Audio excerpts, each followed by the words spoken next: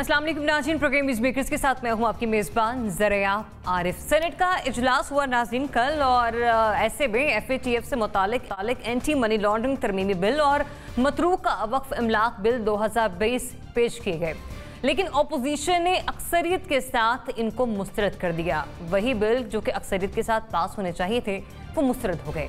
ऐसे में अपोजिशन के इस रवैये पर नाराजगी का इजहार प्राइम मिनिस्टर ने अपनी ट्वीट के जरिए किया और सख्त अल्फाज का इस्तेमाल भी किया। लेकिन अपोजिशन ने जो रवैया इख्तियार किया, जिस तरह से इन बिलों को मुस्तरद किया गया कि हुकूमत की जानिब से जो बिल पेश किए जा रहे थे मुल्की सालमियत के हवाले से, अपोजिशन के रवैये ने इस तरह से करके क्या गलत रवायत कायम की, क्या गलत काम किया, इस पर हम बात करेंगे। दूसरा ये कि चेयरमैन नैब ने वज़ीर आला पंजाब समेत फेडरल मिनिस्टर खुसरो बख्तियार और पंजाब के 4 वज़रा के खिलाफ तहकीकाती अमल को तेज़ करने के अहकाम दिए हैं। अब गुज़िश्ता हफ्ते बुज़दार साहब पर चलने वाले केस में तेज़ी और हुकूमत से जुड़ी दीगर अहम शख्सियात के खिलाफ प्रोसिक्यूशन का अमल क्या इस बात की अक्कासी करता है कि अब सिर्फ अपोजिशन ही नहीं बल्कि हुकूमती शख्सियात के खिलाफ भी नैब ने अपना काम तेज़ कर दिया है। और आखिर में अहवाल मुश्किलात के भंवर में फंसे कराची के शहरियों का, जहां बारिश के पानी ने उनके सर से छत और पांव तले जमीन खींच ली है।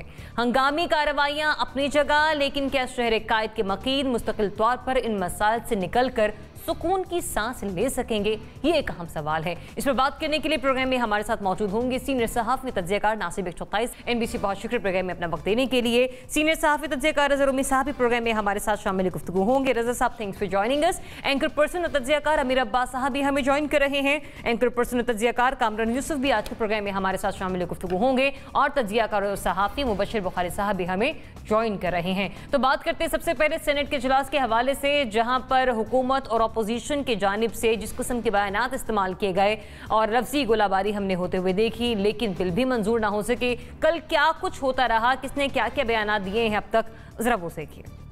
नेशनल सिक्योरिटी का मामला है जो कि है, पाकिस्तान का मामला है जो कि है, ये कोई PTI स्पेसिफिक या अपोजिशन स्पेसिफिक बिल नहीं है। आप हमसे कौमी सलामती के नाम पर बात बनवाकर 5 मिनट के बाद बदल जाते हैं। पहले दिन से हर चीज में ब्लैकमेल कर रहे हैं, अपने मुफादात के लिए हुकूमत को ब्लैकमेल करने की कोशिश कर रहे हैं। माहौल को ख़राब ना करें। जो कानून कायदे से ये हाउस चलते हैं, ये किसी की विश से, किसी की स्टिक से नहीं चलते। कोई स्टिक दिखाएगा तो वो छीन के उसके सर पे लगेगी।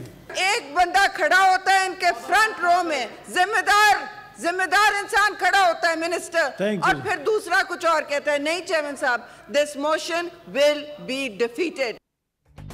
तो काफ़ी हमने तुंदो तेज़ बयानात सुने। अपोजिशन के तहफ़्फ़ुज़ात अपनी जगह थे, शिकवे शिकायतें थी, लेकिन इसके बावजूद बिलों की अहमियत भी अपनी जगह थी, इनको मंजूर होना था। जैसे कि फैटफ के हवाले से भी तारीख खासी करीब आन पहुंची है।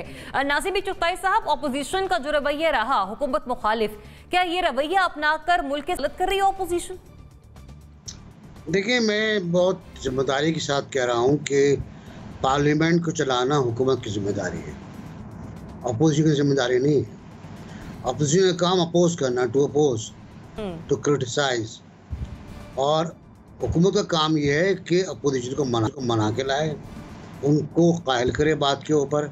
अब अगर वसीम शहजाद साहब खड़े होकर इल्ज़ामात लगाएं कि आसिफ जरदारी और नवाज शरीफ और फला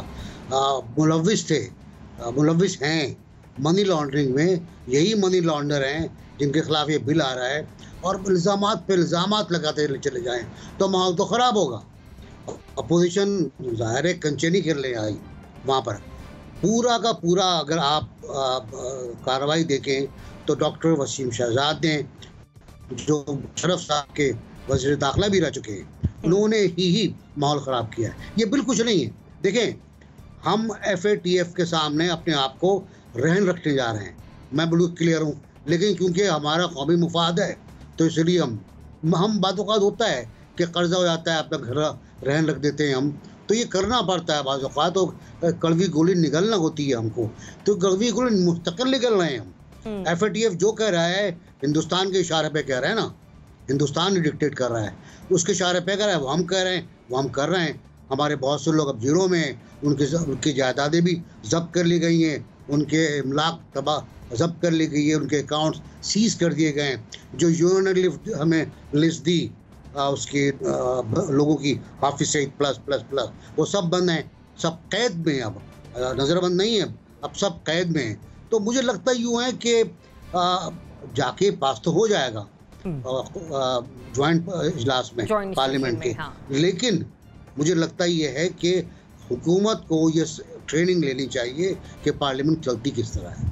ठीक है, आप कहने कि हुकूमत को अपना रोल प्ले करना होगा बजाय इसके कि वो अपोजिशन की तनकीद पर आकर तनकीद करे। कामरान, ये जो सेशन हुआ उसमें बिलों को मंजूर हो जाना चाहिए था, सभी एक्सपेक्ट भी ये कर रहे थे, लेकिन हुकूमत के खिलाफ अपोजिशन का रवैया क्या मुल्क के खिलाफ भी ये गलत है तरीक़ेकार?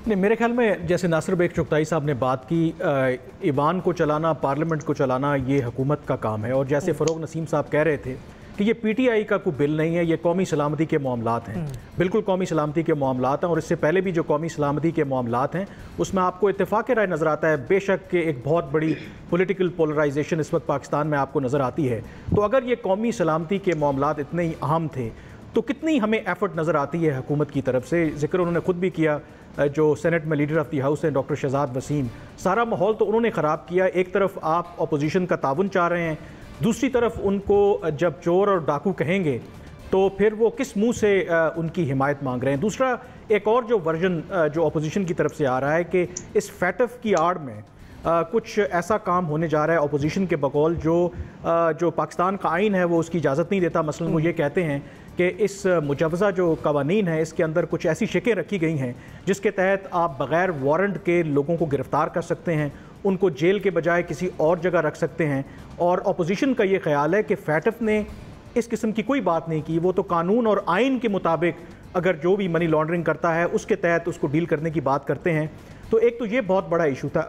अगर इस तरह की कोई बात है, क्योंकि शहजाद अकबर दूसरी तरफ ये तरदीद करते हैं कि इस जो मुजवज़ा कानून है इनके अंदर कोई ऐसी चीज़ है, तो ये कोई इतना मुश्किल काम नहीं है कि दोनों तरफ से बैठ के अगर तय कर लिया जाए, ड्राफ्ट को देख लिया जाए तो ये तमाम मामलात हल हो सकते हैं। और एक और बात जो नासिर बेग चुगताई साहब ने की कि जो फैटफ के जो मामलात हैं वो ये कह रहे हैं बिल्कुल भारत हमें एक प्रोपेगेंडा कर रहा है, कोशिश कर रहा है हमें करने के लिए, लेकिन शायद ये भी ओवर सिंप्लीफिकेशन है। बहुत से ऐसे मामलात, फैटफ की तलवार इसलिए भी हमारे पे लटक रही है कि माजी में बहुत से ऐसे काम हमने करने थे जो नहीं किए, जिसकी वजह से बतदरीज प्रेशर हमारे पे पड़ा।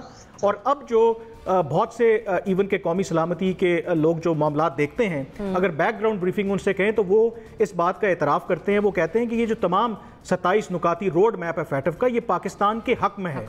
और जब भारत की हम बात करते हैं, ये ना भूलें कि फैटफ की जो प्रेसिडेंसी है इस वक्त चीन के पास है। तो मेरे ख्याल में ये थोड़ा सा हमें एक तरफ बिल्कुल भारत हमें आइसोलेट करना चाहता है, लेकिन कुछ जेन्युइन प्रॉब्लम्स हमारे अंदर भी हैं। तब तक हम अगर उसको एक्नॉलेज कर लेंगे तो फिर हम भारत को वो मौका नहीं फराम करेंगे कि वो इंटरनेशनल फोरम्स पे जाकर हमें बदनाम करेंगे। बहरहाल मेरे ख्याल में इसमें ज़्यादा कसूर जो है, अगेन आई वुड से कि ये गवर्नमेंट का ज़्यादा है। और इस गवर्नमेंट ने 2 सालों में वैसे भी कोई वर्किंग रिलेशनशिप बनाने की कोशिश की ही नहीं अपोजिशन के साथ। अमीर कामरा ने कहा जैसे कि कुछ ऐसी शिकें जिन पर अपोजिशन के तहफ़्फ़ुज़ात हैं, और अगर ये तहफ़्फ़ुज़ात हैं तो हुकूमत को चाहिए कि बैठ पर इस पर बहस होनी चाहिए, ना सिर्फ इसके कि ऐवान का माहौल ख़राब हो जाए और बिल रह जाएं, पास ना हो। देखिए जरियाब, जो कामरान और चुगताई साहब ने फरमाया, मैं यहाँ तक बिल्कुल मुत्तफ़िक़ हूँ कि जो वर्किंग रिलेशनशिप है वो होना चाहिए। प्रोवोकेटिव स्पीचेस नहीं होनी चाहिए हुकूमत की तरफ से, वैसे भी नहीं होनी चाहिए पार्लियामेंट में प्रोवोकेटिव, क्योंकि पार्लियामेंट का काम है लेजिस्लेशन।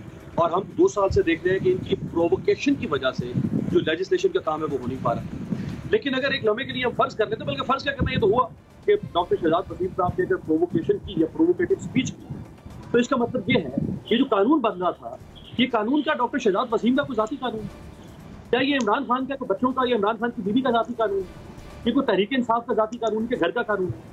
ये तो मुल्क का मसला है ना, ये तो मुल्क की रियासत के मामलात है ना। अगर डॉक्टर शहजाद वसीम ने अगर कोई ऐसी स्पीच की है कि जो अपोजिशन को उस पर नागवार गुजरी है, तो नहीं होनी चाहिए। लेकिन अगर कर दी है तो भाई इतने आप जो है वो नाजुक और नर्म मुलायम कि आप कौमी मुफाद की जो कानून साजी है, आप उसके ऊपर भी आप जो है वो अकड़ फूक का रवैया इख्तियार कर लें, आप कुर्रम खान बन जाए। ये वही पार्लियामेंट है ना जिस पार्लियामेंट ने नवाज शरीफ साहब को तीसरी दफा वज़ीर-ए-आज़म बनने की इजाजत दी। ये वही पार्लियामेंट है ना जिसने उस कानून में तरमीम की, 18वीं तरमीम की आड़ में कि 2 दफा से ज्यादा कोई भी शख्स for the indefinite period of time वज़ीर-ए-आज़म बन सकता है, वज़ीर आला बन सकता है, जो मुशर्रफ साहब के जमाने में तरमीम हुई थी और एक बार लगी थी, जो दुनिया के कई मुल्कों में ये पाबंदी है। यानी ये वो पार्लियामेंट है कि जो सिलेक्टिव लेजिस्लेशन करती है, ये वो पार्लियामेंट है जो चीता चंद लोगों के वफादात की कानून साजी करती है। ये वो पार्लियामेंट है कि जिसने नवाज शरीफ साहब जब वो नाहल हुए सुप्रीम कोर्ट से तो उनको ताहयात पार्टी कायद बनाने के लिए कानून साजी मुस्लिम लीग के जमाने में। इस पार्लियामेंट के लिए आप मुझे कहते हैं कि मैं उसके सामने फरशरा कर दूं, मैं फरेफ्ता हो जाऊं, वारिस जाऊं, कुर्बान हो जाऊं? जो पार्लियामेंट जो है वो सिर्फ अपने जाती मफादी कानून साजी करने के ऊपर आमादा हो हर वक्त, ऐसी पार्लियामेंट हमें तो नहीं चाहिए। किसी ने इस पार्लियामेंट को मुकद्दस इदारा और फलाना ढिमकाना इदारा बनाना तो बनाए, हम तो किसी पार्लियामेंट की पूजा नहीं करेंगे जो पार्लियामेंट मुल्क की मफाद की छोड़ के। अगर इतनी आपको हमदर्दियां थी इन मामला से, तो फिर आप माजी में जब आपके पास इक़्तिदार था आप करते ना पब्लिक इंटरेस्ट लेजिस्लेशन, लेकिन आपने पब्लिक इंटरेस्ट लेजिस्लेशन नहीं की है। इन 2 साल में आप देख लेंगे कितनी कानून साजी हुई है पार्लियामेंट के ओर से, चाहे हुकूमत थी चाहे अपोजिशन, दोनों बदतरीन तरीके से नाकाम हुई। ये कितने बड़े बड़े दावे करके आई थी ये हुकूमत कि हम पार्लियामेंट के जरिए से पाकिस्तान के मौजूदा निजाम में इस्लाम लेकर आएंगे, खाक इस्लाम के लेकर आए और खाक ताउन के अपोजिशन में। भाई ये दोनों जो है उनके अंदर कोई इंटरेस्ट नहीं है पाकिस्तान की आम आदमी का, कोई इंटरेस्ट नहीं है। तहरीक इंसाफ को इंटरेस्ट होगा इमरान खान की जात का, नून लीग बचाने पर तुली हुई है नवाज शरीफ और उनके खानदान को, और पीपल्स पार्टी के सामने सिर्फ पहले भुट्टो साहब थे, अब अशरफ जरदारी साहब की फैमिली, और किसके अलावा मेरा तेरा आपका किसी का कोई इनको नहीं। ये जो कानून साजी हो रही है, अगर ये कहते हैं कि इसके अंदर कोई मावराए कानून या मावराए आइन कानून साजी हो रही थी, अगर ऐसा था तो भाई सुप्रीम कोर्ट ऑफ पाकिस्तान जो है वो कस्टोडियन ऑफ फंडामेंटल राइट्स है, वो कस्टोडियन ऑफ ह्यूमन राइट्स है। अगर ये आइन के बुनियादी ढांचे या दिबाचे से हट के कोई कानून साजी कर रहे हैं, अगर ये इंसान जो हमारे ह्यूमन राइट्स और फंडामेंटल राइट्स है वो जरिया वो तब्दील नहीं हो सकते हैं, वो किसी भी हालत में जो है उनको मुअत्तल नहीं किया जा सकता। अगर ऐसी कानून मतलब ऑपोजिशन का किरदार आपको यहाँ पर बेहतर नहीं लगा। बुखारी साहब इसी पॉइंट से आपकी तरफ भी आऊंगी कि एक अरसे से, एक तवील अरसे से हम फैटफ की ग्रे लिस्ट में हैं, हम लोग ब्लैक में जाते जाते बचे हैं, भारत का प्रोपेगेंडा भी हमारे सामने है। अब हम जब एक होने की जरूरत है तो ऑपोजिशन का ये किरदार है। हुकूमत मुखालिफत में ऑपोजिशन क्या मुल्क के साथ भी गलत कर रही है?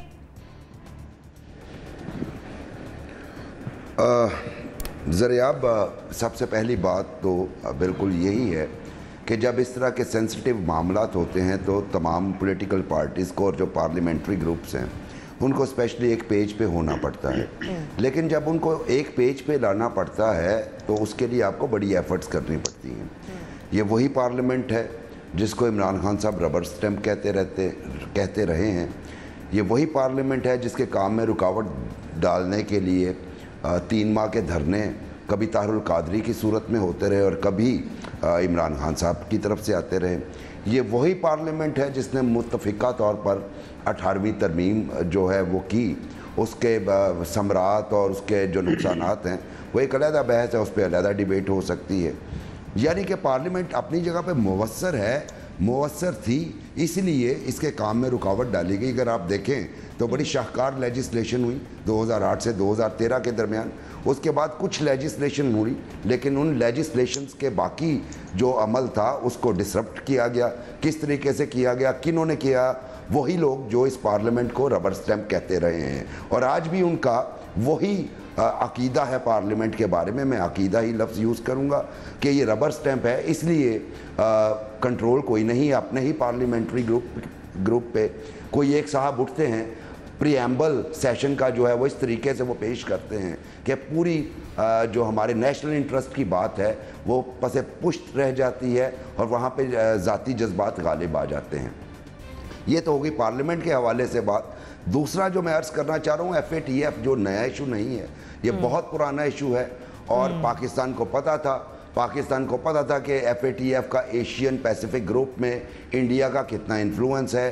पाकिस्तान को पता था इंडिया जो है वो पाकिस्तान को ग्रे लिस्ट से ब्लैक लिस्ट में ले जाने की कोशिश करेगा, तो इसके लिए तो बहुत पहले काम होना चाहिए था। और जब इस तरह के नेशनल इंटरेस्ट के ऊपर पार्लियामेंट से आपने कुछ पास करवाना होता है तो आपको उसके लिए लॉबिंग करनी पड़ती है।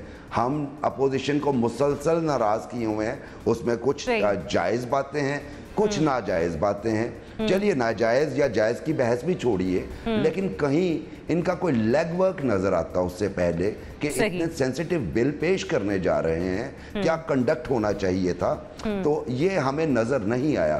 तो मेरे ख्याल में अपोजिशन ने अपने मसल्स दिखाए हैं, चूंकि आपको पता है कि नेशनल असेंबली में पीटीआई वाले जो हैं वो बिल पास करवाते रहे हैं, यहाँ पे ये बिल भी पास हो जाएगा और यकीनन जॉइंट सेशन में आप देखेंगे यही पार्टीज इन बिल्स के हक में वोट करेंगी। लेकिन इस वक्त मेरा ख्याल है अपोजिशन ने अपने मसल्स दिखाए हैं कि जहाँ पे उनकी स्ट्रेंथ है वहाँ पे है। मतलब आप ये कह रहे हैं कि अपोजिशन गलत नहीं कर रही है, सिर्फ वो अपनी अहमियत बताना चाह रही है कि हम भी यहाँ पर स्टेक होल्डर हैं और इस तरह से ऐवान की कार्रवाई जो है वो चल सकती है। रज़ा रोमी साहब, 11th और में जाकर हुकूमत को ख्याल आ रहा है कि उसने फेटफ के हवाले से बिल मंजूर करवाना है, बुखारी साहब ने जैसे कि भी कहा, लेकिन जो अपोजिशन का रवैया है क्या वो हुकूमत की मुखालफत में, हुकूमत की आड़ में मुल्क के साथ भी गलत है? देखिए, पहली तो ये बात है कि ये जो मामला है FATF का, खुसूसन ये पाकिस्तान के कौमी मफाद का मामला है, इसमें तो कोई दो राय नहीं है। अब रही अगली बात कि इसके लिए जो पार्लिमानी जमहूरियत में हुकूमत और अपोजिशन का एक वर्किंग रिलेशनशिप होता है और खुसूसन इस तरह के हसास और अहम उमूर के ऊपर, लेकिन जैसे कि भी पहले कहा गया कि इस तरह का वर्किंग रिलेशनशिप मौजूद ही नहीं है और उसकी जो जिम्मेदारी होती है वो हुकूमत वक्त या जो हुकूमती पार्टी होती है, जो बड़ी पार्टी होती है ऐवान में, वो उसका काम होता है उसको लीड करे। और इसके लिए जो है आपको देखिए जमहूरियत में आपको बार्गेनिंग और कॉम्प्रोमाइज करना पड़ता है कहीं ना कहीं जाकर। ये नहीं हो सकता कि जिस अपोजिशन को आप दिन भर और दिन रात चोर डाकू कहें और तरह तरह के हीले बहानों से उनके जो रहनुमा हैं उनको जेलों में भरें और ख़ुद भी उस पर फ़ख्रिया कहें कि देखिए हमने सबको जेल में बंद कर देंगे, हम छोड़ेंगे नहीं, ये नहीं करेंगे, तो फिर जारी बात है इस तरह का रिएक्शन होता है।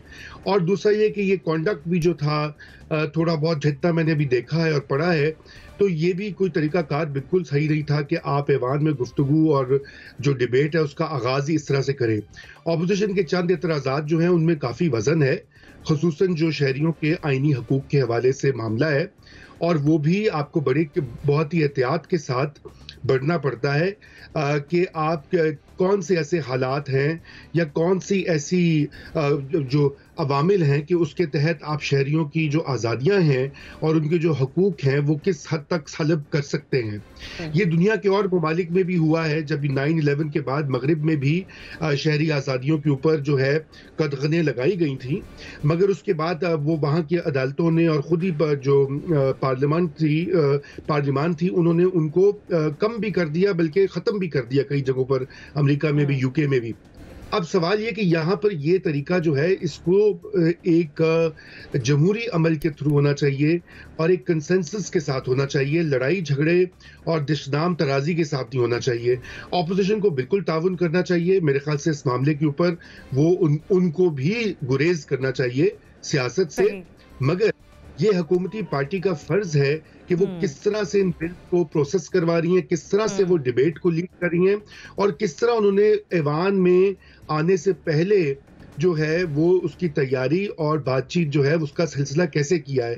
देखिए ये बुलडोजिंग जो है ना वो नहीं चलेगी, इन्होंने पहले ही ऑपोजिशन को दीवार से लगा रखा है।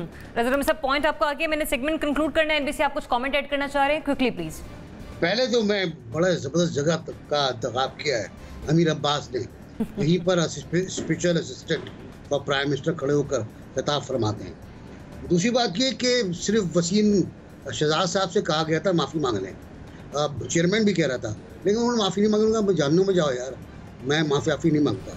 तीसरी बात की ये बिल कमेटी में जाना चाहिए था, वहाँ पर बात होनी चाहिए थी, ये बिल कमेटी में नहीं गया और इम्पोज करने की कोशिश की गई। चौथी बात ये कि इसके बाद लोगों ने अपोजिशन को गद्दार कहना शुरू कर दिया।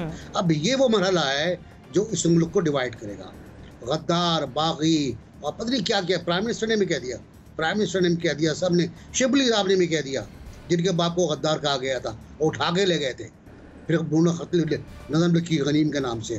खैर तो लेकिन मैं ये अर्ज़ कर रहा हूँ कि थोड़ा सा ठंडा हो जाएं शहजाद वसीम साहब, मुझे पता है उनका बैकग्राउंड पूरा, कि वो कहाँ से आए, किस तरह आए, क्यों आए और अब किस तरह आए वो भी पता है।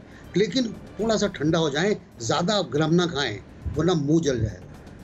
ठीक है, तो मेजॉरिटी का आंसर ये कि हुकूमत को थोड़ी फ्लेक्सिबिलिटी शो करना पड़ेगी। हुकूमत ने पिछले 2 सालों में कोई ऐसा वर्किंग रिलेशन ऑपोजिशन के साथ कायम नहीं किया कि पार्लियामेंट में बैठकर उनके साथ किसी भी कानून के हवाले से किसी भी बिल को मंजूर करवाया जा सके। जबकि अमीर ने कहा कि ये बात मुल्क की सालमियत के हवाले से है और जिस तरह के खुद पीछे रहनुमा कह रहे हैं कि इसमें उनका मफाद, ज़ाती मफाद कहीं छुपा हुआ नहीं, तो अपोजिशन को भी चाहिए कि कहीं ना कहीं बैठकर मुल्की मफाद के लिए काम करे। अब देखते हैं कि ये आगे बिल जॉइंट सेशन में जाता है, पास होता है और सिचुएशन आगे फैटफ में क्या रहती है। बहरहाल आगे बढ़ते हैं, अगले सेगमेंट की तरफ के हवाले से बात करेंगे, जो कि गुज़िश्ता रोज़ लाहौर के विजिट पर थे और ऐसे में उन्होंने वज़ीर आला पंजाब सरदार उस्मान बुज़दार साहब, वफाकी वज़ीर हुस्न बख्तियार साहब और पंजाब के 4 वज़रा और दीगर के खिलाफ तहकीकात तेज़ी से मुकम्मल करने के हुक्म जो है वो जारी किया है और साथ ही साथ उन्हें बहुत सारे केसेस के हवाले से ब्रीफ भी किया गया, जिनमें सीएम बुज़दार साहब का केस जो था वो सरे फहरिस्त था। अब जिस तरह के हम देख रहे हैं कि डे बाय डे हुकूमती शख्सियात के खिलाफ भी केसेस के हवाले से, प्रोसिक्यूशन के हवाले से चेयरमैन नैब की हिदायत सामने आ रही हैं, तो क्या हुकूमती लोगों के खिलाफ भी हकीकी एहतसाब शुरू हो चुका है? नासिर चुगताई साहब, ये मामूल की प्रैक्टिस है इस तरह से केसेस का आगे बढ़ना, या बैक टू बैक जिस तरह से केसेस आ रहे हैं आगे ये हुकूमत के खिलाफ भी कि हकीकी एहतसाब का अमल जो है वो एक तरीके से शुरू हुआ है, कुछ उसमें तेजी आई है? आपने अपने सवाल में जवाब दे दिया हकीकी एहतसाब। तो हकीकी एहतसाब तो मुझे नज़र नहीं आ रहा होता हुआ, और ये एहतसाब वो है जो बैलेंसिंग एक्ट है, मुस्तकिल बैलेंसिंग एक्ट है। जब तक कोई ठोस बात सामने नहीं आएगी, जब तक बग़ैर किसी तफ्तीश के, बग़ैर किसी इन्वेस्टिगेशन के, सिर्फ शिकायत के बुनियाद पर गिरफ्तारी नहीं होगी, उस वक्त मैं यकीन नहीं करूँगा। सिर्फ शिकायत के बुनियाद पर गिरफ्तारी की जाए इन सब लोगों की और इनको डाला जाए लॉकअप के अंदर, तब ये पता लगेगा एहतसाब हो रहा है, क्योंकि एहतसाब ब्यूरो को इख्तियार हासिल है और वो इस इख्तियार का मुजाहरा भी कर रहा है। उसके इख्तियारात बहुत बड़ी हद तक वो हैं कि जो वो प्राइम मिनिस्टर को भी गिरफ्तार कर सकता है अगर मैं उसके खिलाफ शिकायत कर दूं, अगर करना चाहे तो। लेकिन वो नहीं करेंगे, मुझे पता है कि क्या हो रहा है सूरत हाल में। लेकिन अच्छा है कि खबरें मिलती रहेंगी, खबरें आती रहेंगी। अब हमारे चीफ मिनिस्टर साहब ने पंजाब के एक बहुत खूबसूरत सा क्यूट सा इंटरव्यू भी दिया है और उसमें उन्होंने बड़ी अच्छी बातें की हैं जो उनको बताई गई थी कहनी है। और उन्होंने कह दिया है कि एक सवाल का जवाब में उन्होंने कहा कि अगर नैब ने यही किया तो आप क्या करेंगे? तो उन्होंने कहा मैं तो वही करूँगा जो मुझे पता है। तो ऐसी बातें वही करेंगे जो उन्हें पता है, और वो आगे जाकर क्या करने वाले हैं। अच्छा, मालूम जब आप क्यों नहीं जा रहे यार, आप BRT पे आप क्यों नहीं जा रहे हैं जब वहाँ मामला वहाँ का अब स्टे ख़त्म हो चुका है? क्योंकि जब आपने कहा मुकम्मल हो गया, वहाँ स्टे विकेट हो गया। अब जब स्टे विकेट हो गया तो आप जाइए, वहाँ क्यों नहीं जा रहे आप? जाएँ, पकड़ें, गिरफ्तारी करें, डालें। अगर उसका तक की सेहत का ख्याल है तो बिल्कुल ख्याल करें आप जरदारी साहब की तरह, उनको भी इलाज मालजी की सहूलत फराहम करें, उनको भी अच्छी क्लास दें, करें। जब करेंगे तो देखेंगे।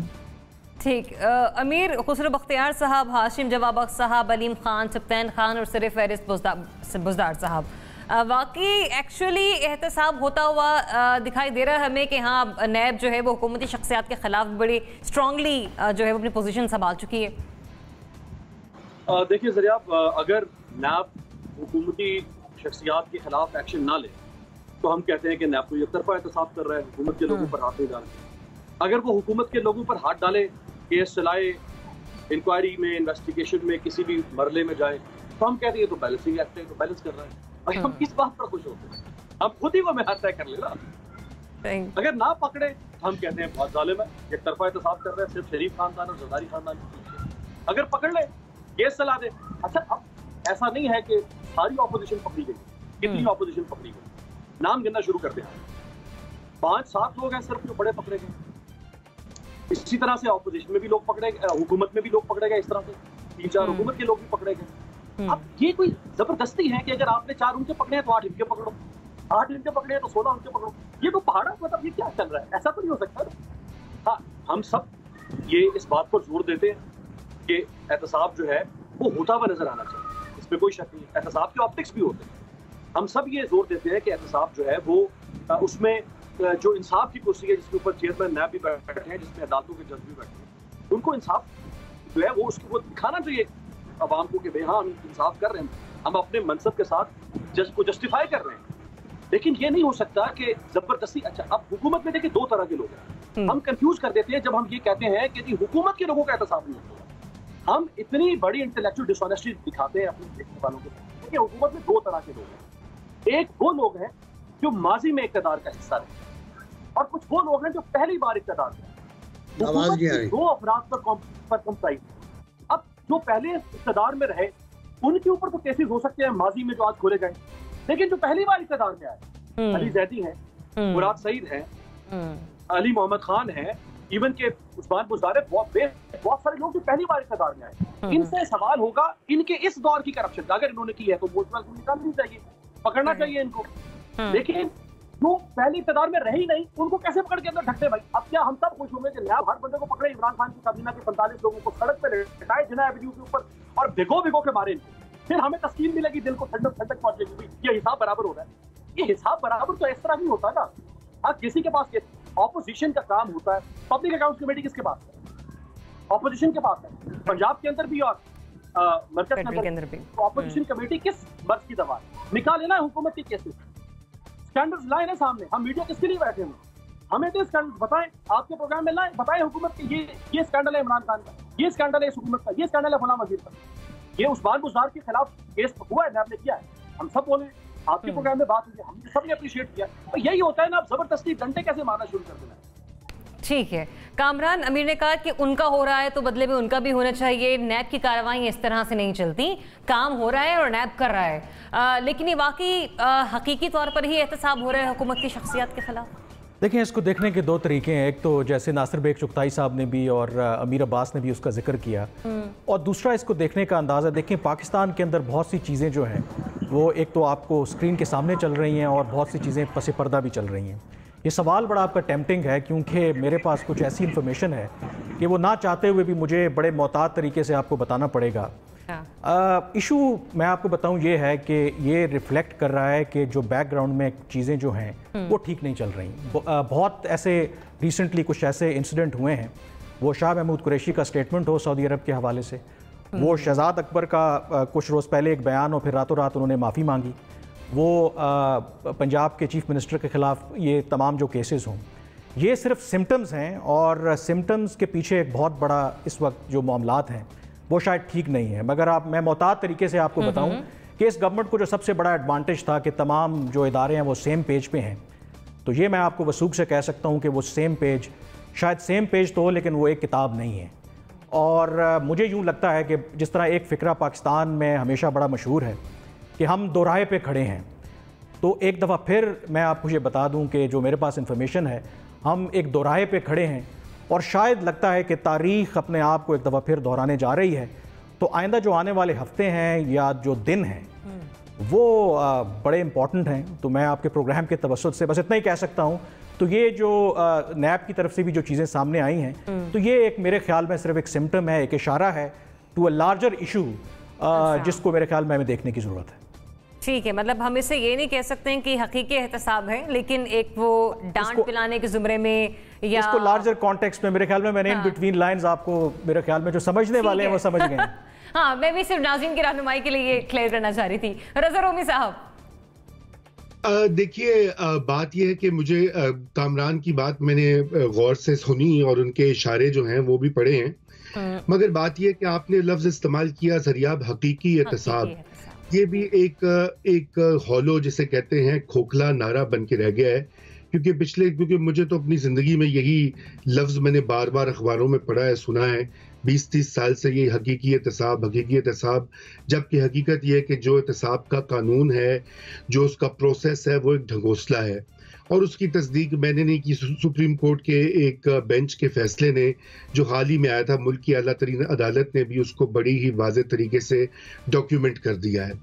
क्योंकि ये जो नैब का और इससे पहले एहतसाब ब्यूरो और उससे पहले जो कुछ जनरल अयूब के ज़माने में हुआ, लियाकत अली ख़ान के ज़माने में हुआ, वो सियासी हरीफों को ठीक करने का एक हीला और एक टूल था, और है आज भी। और अगर इसको मान लिया जाए कि अगर मैं कामरान के इशारे भी सही पढ़ रहा हूं तो फिर वो भी गलत चीज़ है कि आप नैब उस वक्त कार्रवाई हरकत में आएगी जब उसने कुछ जो है वो अदर देन अकाउंटेबिलिटी कुछ करना होगा, यानी कि फिर भी उसमें सियासी एम्स होंगे। तो ये इस तरह का एहतसाब बिल्कुल ठीक नहीं है। जहां तक रही बात कि हुकूमती अरकान का या ओहदेदारों को नोटिस मिल रहे हैं, देखिए ये तो बहुत ही इब्तदाई चीज़ें हैं। शायद ये भी हो सकता है कि नैब जो है खुद इतनी तनकीद के बाद और सुप्रीम कोर्ट के फैसले के बाद कुछ थोड़ी बहुत अपनी गैर जानिबदारी का बनाने की एक इमेज बनाने का मुजाहरा कर रही हो, तो ये बिल्कुल मुमकिन है। मगर इसके बरक्स आप ये देखिए ना कि जैसे एनबीसी ने कहा कि मालम जब्बा का जो एक सीरियस केस है, पेशावर की बीआईटी का सीरियस केस है, आटा चीनी का स्कैंडल है और कई इस तरह की चीजें हैं जो नैब के पास ज़ेरे इल्तवा हैं। मगर उसके ऊपर जब ऑपोजिशन का कोई रहनुमा या कोई भी सियासतदान हो तो वो तो जेल जाता है, वो जो है कई दिन कई हफ्ते महीने बंद रहते हैं। हसन इकबाल साहब जो हैं उनको वो नारोवाल में पता नहीं क्या स्पोर्ट्स ग्राउंड या कॉम्प्लेक्स बनाने के ऊपर 1 महीना बंद करके रखा। तो बात यह कि अगर तो बराबर का सलूक है तो फिर तो जो हुकूमती ओहदेदारान हैं उनको भी 1 महीना बंद रखना चाहिए। मतलब अगर फेयरनेस और नैब का तरीकाकार ही है कि वो सो कॉल्ड इन्वेस्टिगेशन करते हैं, अगरचे कि मैं खिलाफ करता हूँ ना ही हुकूमत के लोगों को और ना ही के लोगों को बंद करना चाहिए। आपके पास और बहुत तरीके इन्वेस्टिगेशन के, अगर लोग कोऑपरेट करें इंक्वायरी में तो वो बिल्कुल आपको ये इस तरह के हथकंडे इस्तेमाल करने की कोई जरूरत नहीं है। ठीक है, मतलब आप कह रहे हैं कि जिस तरह ऑपोजिशन के खिलाफ केस खुलते हैं और गिरफ्तारी फौरी तौर पर हो जाती है, अगर ऐसा कुछ हमें हुकूमती शख्सियत के हवाले से भी देखने को मिले तो आप कह सकते हैं कि हाँ हकीकत में एहतसाब हो रहा है हुकूमती शख्सियत के खिलाफ भी। बुखारी साहब, क्या कंपैरिजन करेंगे आप ऑपोजिशन और हुकूमत के शख्सियत के खिलाफ होने वाले इस एहतसाब के अमल पर? देखिए, ये कई दफ़े ज़रियाब आपके प्रोग्राम में भी बात हो चुकी है, नैब की कारकर्दगी भी ज़ेर बहस आ चुकी है। ये एहतसाब का जो लफ्ज़ है ना, इससे मेरा ख्याल है अवाम को भी अब चिढ़ होना शुरू हो गई है, क्योंकि हर दफ़े कोई भी सेटअप आता है आप शुरू हो जाएं। बिल्कुल जैसे फरमाया रज़ा ने, एब्डो का एक कानून आया था जिसके तहत हम एहतसाब करेंगे जनरल अयूब के दौर में, और सैकड़ों नासिर बेग साहब जो हैं वो एंडोर्स करेंगे। सैकड़ों सियासतदानों को उस कानून के तहत डिसक्वालीफाई कर दिया गया क्योंकि वो जनरल अयूब की अमरीत के हवाले से ख़तरा थे। उसके बाद हमने एक बड़ा खौफनाक एहतसाब देखा रेडको का, जो सैफुर रहमान साहब चलाया करते थे और आज वो कहाँ हैं कुछ पता नहीं।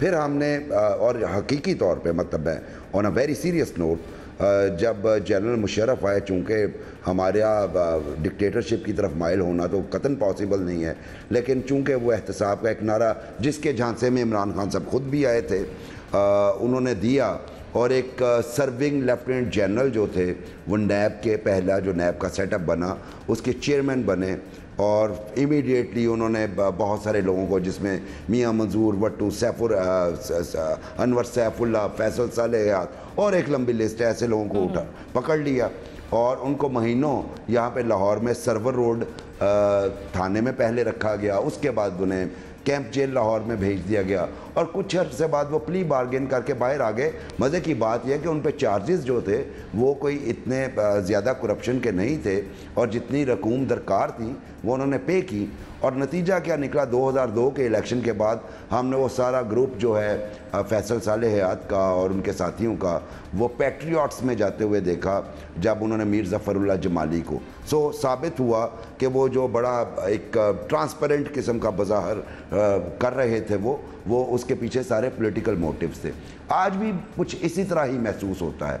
बिल्कुल एक वाज़ेह फ़र्क नैब के बिहेवियर में, behaviour towards opposition, behaviour towards treasury, वो वाज़ेह तौर पे फ़र्क महसूस होता है। तो मेरा ख्याल है अब एहतसाब का नारा एहतसाब का मतलब ये मीनिंगलेस हो चुका है इस सोसाइटी में, तो इसको आप भी ज़्यादा लिफ्ट ना करवाया करें क्योंकि इसका मंतकी अंजाम सब जब सामने आएगा, कन्विक्शन होगी ट्रांसपेरेंटली, तो तब भी अवाम का एतमाद बहाल होगा। एक बात मैं आखिर में ज़रिया सिर्फ ये कहना चाहता हूँ कि इमरान खान साहब मियां नवाज शरीफ से डिमांड किया करते थे कि चूंकि आपके खिलाफ चार्जेस हैं, आप रिज़ाइन करें या आप 3 माह का रिज़ाइन करें, आप चार्जेस से क्लियर हों तो वापस तशरीफ़ ले आइए प्राइम मिनिस्टर के तौर पे।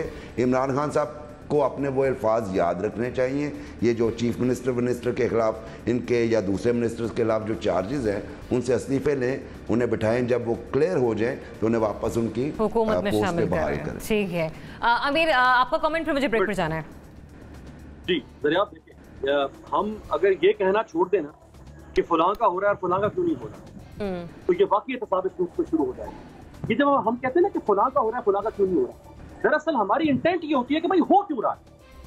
हमारी इंटेंट ये होती है इस मुल्क का कौन सा इदारा है, एक दफा एक लम्हे के लिए नैब को साइड पर रख दे। नैब तो बहुत ही बदकार इदारा है, एक लम्हे के लिए कोई इदारा मुझे पाकिस्तान को बता दे जिसकी परफॉर्मेंस आइडियल है। क्या फिर हम उन इदारों को ये कह देते कि आप काम करना छोड़ दें? नहीं, हम उनसे कहते हैं कि आप बेहतर काम करें। जब नैब की परफॉर्मेंस ठीक नहीं, हम कहते हैं नैब को बंद कर दो। क्यों भाई? दूसरी बात ये, रजा रूमी साहब बैठे अमेरिका में, इसको ओहायो अमेरिका की एक स्टेट है। आज से 8 दिन पहले ओहायो के स्पीकर को FBI ने अरेस्ट कर लिया। याद करें जब आगा सिराज दुरानी साहब को अरेस्ट किया था तो चीखें निकली थी पाकिस्तान में। ओहायो के स्पीकर ने ये नहीं कहा कि भाई मुझे अरेस्ट किया है तो न्यूयॉर्क स्टेट के स्पीकर को क्यों नहीं पकड़ते हो, मैसाचुसेट्स के स्पीकर को क्यों नहीं पकड़ते हो, कैलिफोर्निया के स्पीकर को क्यों नहीं पकड़ते हो। उसने ये नहीं कहा। क्यों? क्योंकि वहां ये कहने की किसी को जरूरत नहीं होती है। और जब FBI ने पकड़ के उसको और ब्रीफिंग दी मीडिया को, या तो बेचारा नैब मीडिया के सामने बात भी नहीं करता क्योंकि हमें हमारी बात को भी स्टैंडर्डाइज किया जाएगा। FBI के डायरेक्टर ने कहा ठीक है कि जब हमारे सामने कोई कंप्लेंट आती है हम ये देखते हैं कि उसमें से पब्लिक ऑफिस होल्डर के खिलाफ कंप्लेंट कौन सी है। हमारी कोशिश होती है कि हम सबसे पहले उस कंप्लेंट पर काम करें जो सियासतदानों के खिलाफ। चलें आप के पॉइंट से मैं कंक्लूड करती हूँ सेगमेंट को कि हुकूमती शख्सियात के खिलाफ एहतसाब हो तो मसला, इन शख्सियात के खिलाफ एहतसाब ना हो तो मसला। लेकिन बाकी पार्टिसिपेंट्स का ये कहना है कि बहुत बड़े बड़े स्कैंडल्स अभी भी मौजूद हैं, स्कैंडल्स अभी भी। जी NBC, मसला इंसाफ का है। मसला ये है कि या तो आप एहतसाब करें या एहतसाब ना करें। नो ढकोसला, नो मैपिंग, एक तरफा कुछ नहीं चलेगा। जब तक एक तरफा एहतसाब आप करेंगे हम डटे रहेंगे। पहले भी डटे रहे। एबडो का जमाना मैंने नहीं देखा, लेकिन मुझे पता है कि एबडो ने इस मुल्क को कितना नुकसान पहुंचाया है। इस मुल्क की जो सियासी मतलब ताकत थी उसको खत्म किया है। एबडो ने डेमोक्रेसी को तबाह किया। फिर उसके बाद जो आए ना मुशर्रफ तक, वो भी हमने देखे हुए, वो भी हमने देखे हुए यार। मतलब सब देखे हुए ना हमने। तो आपने भी देखे, मैंने भी देखे, बशीर ने भी देखे, रजा रूमी भी पाकिस्तान में थे, रजा रूमी पाकिस्तान में थे, कामरान ने भी देखे हुए, सब देखे हमने एहतसाब। एहतसाब 1, एहतसाब 2, एहतसाब 3 सब देखे हुए। मतलब ये कि कोई वाकई एहतसाब हो ना तो मजा आता है। चलिए ठीक है, मुझे ब्रेक की तरफ जाना है, ब्रेक पर जाना है मुझे। अमीर कॉपरेट कीजिए। 4.5 माह जुर्मी लगने की अदालत में 4.5। चलिए जरदारी साहब की पार्टी का भी जिक्र कर लेते हैं। ब्रेक के बाद मुझे उसी सेगमेंट पर आना है। हालत के हवाले से मैं बात करनी है कि कराची के जो शहरी हैं उन्हें किस किस्म की मुश्किलात का सामना है। हंगामी तौर पर तो उनके मसाइल हल किए जा रहे हैं, लेकिन क्या मुस्तकिल बुनियादों पर भी उनका कोई हल है, और वो हल क्या है, बात करते हैं इस ब्रेक के बाद। Stay tuned.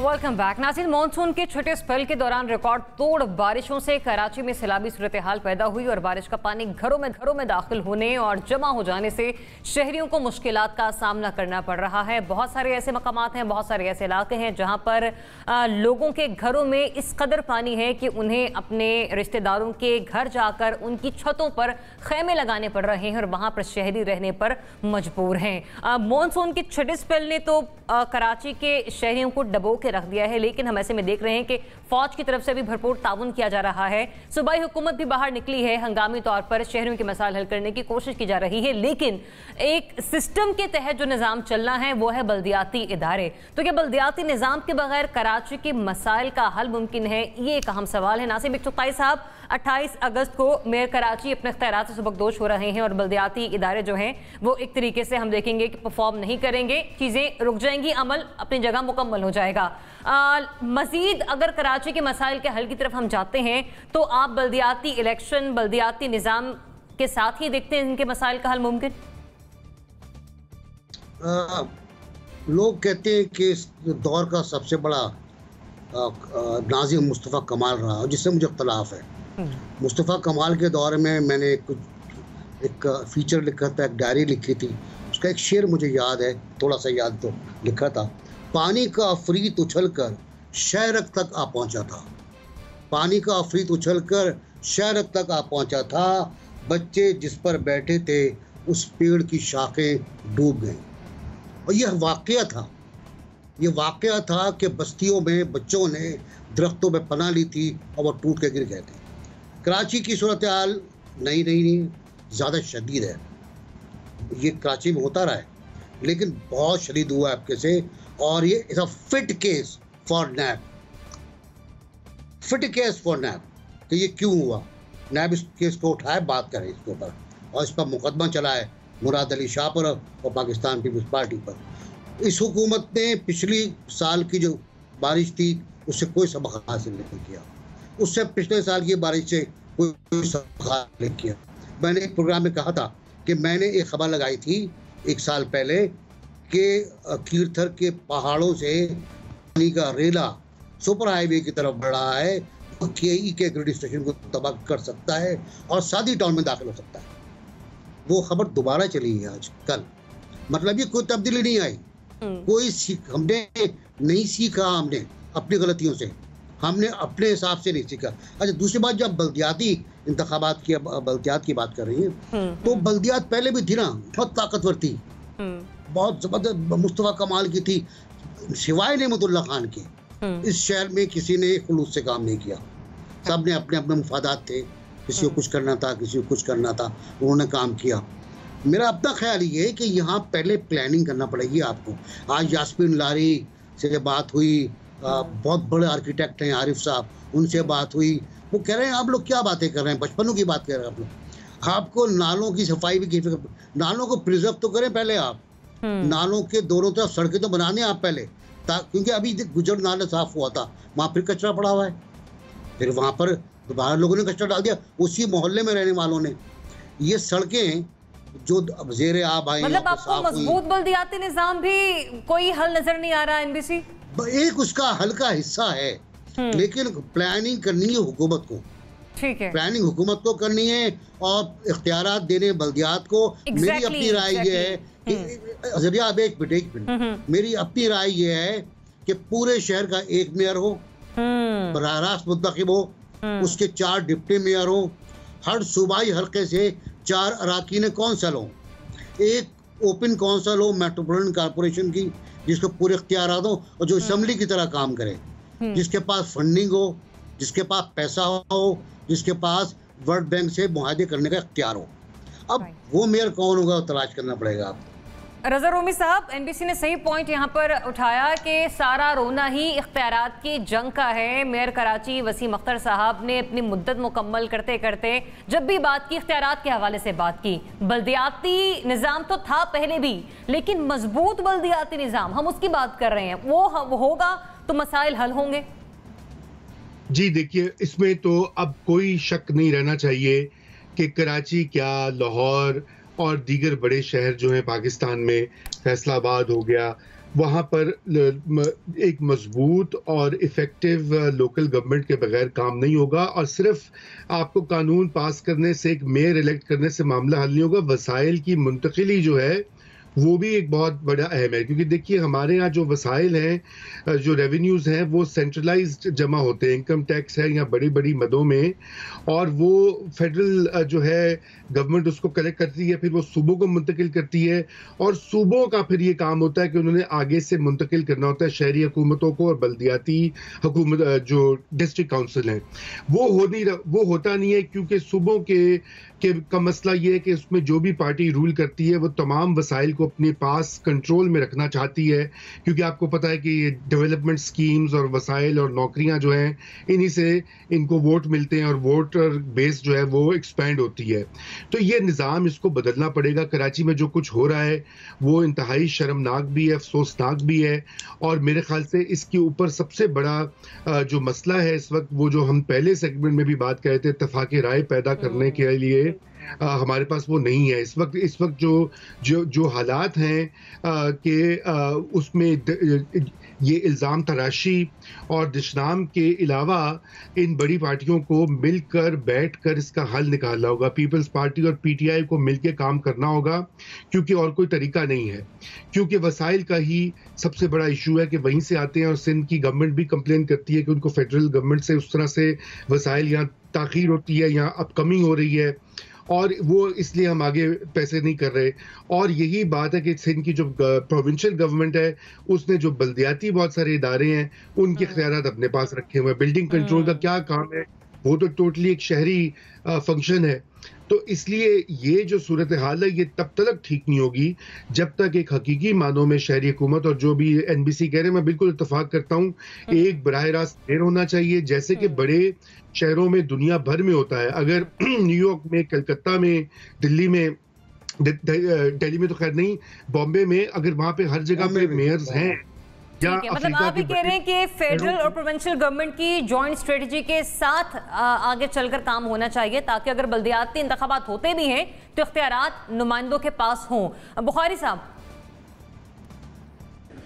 जी देखिए, सबसे पहले तो जो जमहूरियत का कॉन्सेप्ट है उसमें बुनियादी जमहूरियतों को ज़्यादा मजबूत होना चाहिए, जैसे कि होता है वेस्ट में। जैसे आप लंदन के मेयर की मिसाल ले लीजिए। पाकिस्तान की बदकिस्मती कि यहाँ पे ये लोकल गवर्नमेंट्स को हम दूसरे दर्जे की हुकूमतें भी नहीं समझते, और यही वजह है कि हम वो सिस्टम लोकल गवर्नमेंट का अभी तक उस तरह का इस्टेब्लिश नहीं कर पाए। जो बेहतरीन मेरे देखने में आया, हालांकि आपको पता है बड़ा मुश्किल सा होता है ऐसी बातों को एडमिट करना, लेकिन मुशाहिदा मेरा यही रहा है और एविडेंस भी है कि जो बेहतरीन लोकल गवर्नमेंट सिस्टम आया था वो जनरल मुशर्रफ के दौर में आया था, और ये वही मौका था। MNAs जो अभी बैठे हुए, मतलब शाह महमूद कुरैशी साहब, ये नाजिम थे मुल्तान के और ये MNA नहीं बनना चाहते थे। फरियाल तालपुर नाजिमा थी नवाब शाह की, और ये MNA की सीट छोड़ दी थी गालिबन इन्होंने, और इस तरह के बेतहाशा एक लंबी लिस्ट है। चूँकि उस वक्त नाजिम बड़ा बाइख्तियार था और नाजिम बहुत सारा काम कर सकता था। ये वही दौर था जिसकी नासिर भाई ने दी मिसाल। गालिबन नेमतुल्लाह साहब उस वक्त वहाँ से इलेक्ट हुए थे और यकीनन उन्होंने मिसाली काम किया था। अब प्रॉब्लम क्या है, दुनिया भर में लेजिस्लेटर्स का काम होता है कानून साजी, यानी जो भी असेंबली में बैठेगा वो कानून साजी करेगा।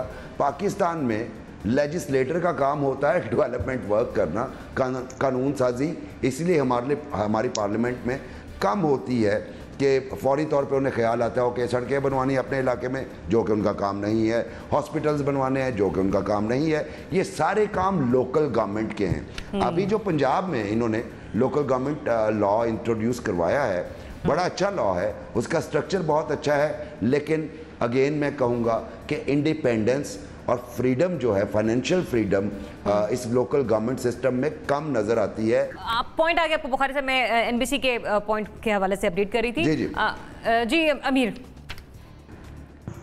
जी, मुझे कराची की सड़कों पे जो पानी की हालत और कराची जिस तरह गर्काब हुआ, मुझे तो वो शायर लुधियानवी की नज़म याद आ रही है कि ये शाहराएं इसी वास्ते बनी थी क्या कि इन पे देश की जनता बिलक बिलक के मरे, बिले इसीलिए रेशम के ढेर बुनती हैं कि दुख्तराने वतन तार तार को तरसे।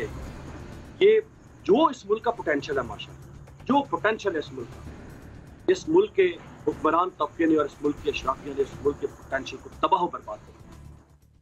कितना पोटेंशियल है कराची को, आप इसकी हिस्ट्री उठा के देख लें, आप यूएई की हिस्ट्री उठा के देख लें। क्या था ये दुबई पिद्दी और क्या पिद्दी का शोरबा, कोई हैसियत थी इनकी अरब के ये बदुओं की, और ये जो ऊँटनी के दूध पीने वाले थे, आज वो कहां से कहां पहुंच गए। अब सिंगापुर को उठा के देख ले, ये बरतानिया की इस एशिया के अंदर इनके कोबा खाने हुआ करते थे। बरतानिया की ये जो कॉलोनियल जमाने के अंदर अयाशी करते थे बरतानिया के जर्नैल आकर सिंगापुर पे, गरीब तरीन खिता होता था ये, कहां से कहां पहुंच गया। और आपकी कराची की आपने मत मार दी, तबाही फेर दी। जो रूमी साहब ने बात की, ये $1 मिलियन स्टेटमेंट है कि जी बल्दियाती निजाम, लेकिन हमें बताना भी चाहिए कौन को कि इस बल्दियाती निजाम की जड़ों में तेजाब डाला किसने। वो तेजाब डाला है जमहूरियत के चैंपियन पीपल्स पार्टी ने, वो तेजाब डाला है जमहूरियत की दूसरी चैंपियन मुस्लिम लीग नून ने। 2001 में परवेज मुशर्रफ जो डिक्टेटर था, उसने बल्दियाती इंतखाबात करवाए, 4 साल उनकी मुद्दत थी, वो खत्म हो गई मुद्दत 2005 में। उसने वक्फा नहीं आने दिया, था तो वो डिक्टेटर, उसने फौरन इंतखाबात करवाए विदाउट इंटरप्शन 2005 में, कंटिन्यू की उसकी टर्म को, और 2009 में मुद्दत खत्म हुई। 2008 फरवरी में माशाल्लाह ये जमहूरियत के दोनों चैंपियन आ गए थे। इनको पता था कि हम फरवरी 2008 में इक़्तिदार में पहुंच गए, अगले साल लोकल गवर्नमेंट्स की मुद्दत खत्म हो रही है। इनका काम था कि ये इलेक्शन कमीशन से कहते कि आप तैयारी करें, हमें डिक्टेटर ने जो किया था हम साबित करेंगे कि हम जमहूरियत पसंद कितने बड़े लोग हैं, हम कंटिन्यू करेंगे उस रिवायत को और हम डिक्टेटर से अच्छा निजाम लाकर दिखाएंगे। इन्होंने 2009 से लेकर 2015 तक 6 साल मुल्क में बल्दियाती निजाम नहीं आने दिया, हत्ता कि सुप्रीम कोर्ट ऑफ पाकिस्तान को हुक्म देना पड़ा कि आप लोगों को हम यहाँ पे कटहरे में खड़ा करेंगे और कंटेम्प्ट करेंगे अगर आपने अभी भी तारीख ना दी। फिर जाके हुआ। ठीक है, अभी पॉइंट आपका आ गया, वक्त मेरे पास मुख्तसर है, मैं कामरान का तबसरा शामिल करूं। कामरान देखें, ये इख्तियारात से ज़्यादा मेरे ख्याल में नीयत का मसला है, और इस वक्त जो सबसे बड़ा मसला है इसमें नो डाउट कि बल्दियाती निज़ाम ना सिर्फ कराची में, पूरे पाकिस्तान में होना चाहिए। लेकिन इस वक्त जो कराची के अवाम का मसला है, जो जिन लोगों के घरों में पानी है, अगर आप उनसे पूछेंगे कि बल्दियाती निज़ाम होना चाहिए, कौन सा निज़ाम होना चाहिए, तो शायद वो कहेंगे भाड़ में गया आपका निज़ाम, हमें तो इस वक्त जो है इस आफत से निकलना है। तो जो मौजूदा हालात हैं, जितना मर्जी आप मजबूत बल्दियाती निज़ाम ले आएँ, मेरे ख्याल में एक दफ़ा के लिए आपको आउट ऑफ बॉक्स सोल्यूशन चाहिए कराची के मसाइल को हल करने के लिए। उसमें वफाकी गवर्नमेंट को कंट्रीब्यूट करना पड़ेगा, प्रोविंशियल गवर्नमेंट को कंट्रीब्यूट करना पड़ेगा, MQM को, तमाम जमातों को कंट्रीब्यूट करना पड़ेगा, और शायद उसके लिए एक्स्ट्रा आपको वसाइल चाहिए जो वफाकी गवर्नमेंट को भी देने पड़ेंगे। तब जाकर अब एक दफ़ा इस मामले को जब हल करेंगे, इंश्योर करेंगे कि जब अगली दफ़ा जब मॉनसून आएगा, जब अगली दफ़ा जब बारिशें होंगी, तो कम अज़ कम आप बेहतर प्रिपेयर्ड हों इस तरह की आफत से निपटने के लिए। अदरवाइज़ आप जितना मर्जी बेहतरीन निज़ाम ले आएँ, जितना मर्जी इख्तियार आप एक मेयर को दे दें, कराची के जो मसाइल हैं वो अब इतने बढ़ चुके हैं कि शायद बल्दियाती निज़ाम के बस में अलोन नहीं है। इससे पहले मेरे ख्याल में एक आउट ऑफ बॉक्स सोल्यूशन चाहिए, तमाम जो माजी में गलतियां होती रही उसको रेक्टिफाई करने के लिए, और उसके बाद फिर जो बल्दियाती निज़ाम है वो उसको फिर मैनेज। सिर्फ बल्दियाती निज़ाम ही नहीं, बल्कि वफाक को, सूबाई हुकूमतों को और शहरी इंतजामिया को मिलकर बैठना होगा, तभी इन मसाइल का मुस्तकिल तौर पर हल निकल कर सामने आएगा। महज बल्दियाती इंतखाबात ही इसका हल दिखाई नहीं दे रहे। इजाज़त दीजिए, अल्लाह हाफ़िज़।